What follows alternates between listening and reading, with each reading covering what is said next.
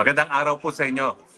Well, kahapon po ay sinagot ko na kung po pwede ba akong maaresto sa bisa lamang ng red notice ng Interpol.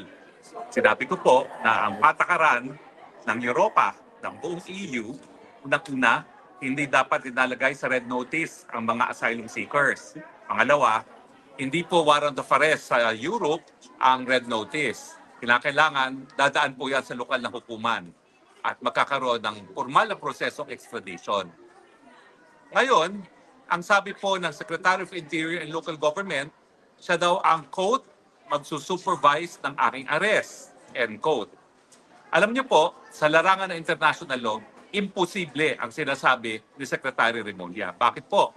Dahil ang Austria po ay isang independenteng bansa. Now, ang jurisdiction po, ay ang definition niyan, yung kapangyarihan na maglitis ng lahat ng lumalabag sa batas at magparusa. No? Meron ding jurisdiction na magpe-prescribe o magsasabi kung paano ang aksyon. Yan po yung tinatawag na legislative. So, dalawa po yan. No? Legislative at saka judicial. Now, ang jurisdiction po ay kabahagi ng pagiging soberenya. Ang soberenya at jurisdiction, seloso po yan. Isa lamang estado ang pupwede na magkaroon ng soberenya at jurisdiction sa isang teritoryo. Kaya nga po, patuloy tayong nagpoprotesta sa pagpipilit ng ICC na magkaroon ng jurisdiction kay Tatay Digong dahil since hindi na tayo miyembro ng ICC, lahat ng krimen na di umanong nangyari sa Pilipinas, dapat sa Pilipinas lang litisin. Yan po ibig sabihin ng exclusive sovereignty, exclusive jurisdiction. Ganyan din po ang patakaran pagdating sa pagpapatupad ng batas.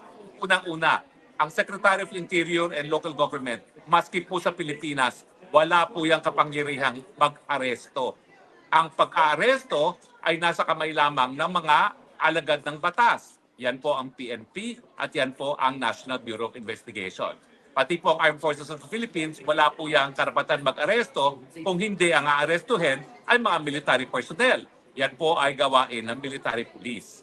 So kung sa Pilipinas, walang kapangyarihan ang isang Secretary of Interior and Local Government na mag-aresto, paano pa kaya sa ibang bansa? At siyempre, kapag nagpadala sila ng pulis Pilipino rito para arestuhin ako, yan naman po ay lalabag sa soberenya at jurisdiction ng Austria. Dahil yan nga po ay exclusive. Hindi po pwede ang mga dayuhang pulis gumagampa ng kanilang katungkulan sa labas ng Pilipinas. So, malinaw po, kapag si John Vic Remulla mismo ang mag-supervise ng pag-aaresto ko, illegal dahil wala naman siya kapangyarihan na mag-aresto mismo sa Pilipinas at lalong-lalo na dito sa Austria.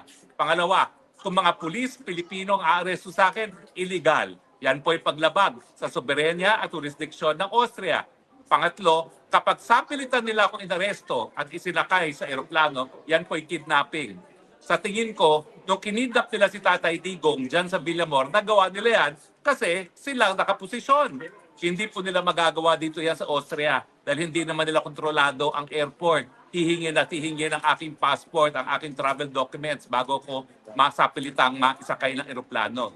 At sa tingin ko, hindi naman nila itatangkayan dito sa Austria dahil napakakapal naman nila kung sa tingin nila na yung ginawa nila kay Tatay Digong sa Villamor, kaya nilang gawin dito sa Europe. So sa tingin ko, imposible.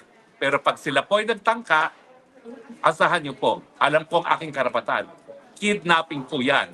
At kapag sila ay nagtangka na arestuhin ako sa pamamagitan ng mandamiento de aresto na inisyu ng isang korte ng Pilipinas, gamitin mga Pilipinong pulis o si John Vic Remulla mismo, yan po ay labag sa batas Austria, yan po ay kidnapping. So ang aking libreng legal advice kay Secretary Remulla, kung ayaw mong ikaw ang mapahuli ko, huwag mo kong arestuhin dito sa Austria. Ganun pa man, inaantay kita rito sa Austria, magkita tayo. Maraming salamat po sa inyong patuloy na pagtangkilik. Ang inyong spokes ng bayan, Harry Roque, reporting live from Austria saying, I love you, Philippines. You're the only country that I have. You're the only country that I will love despite mga bangag. God bless the Philippines.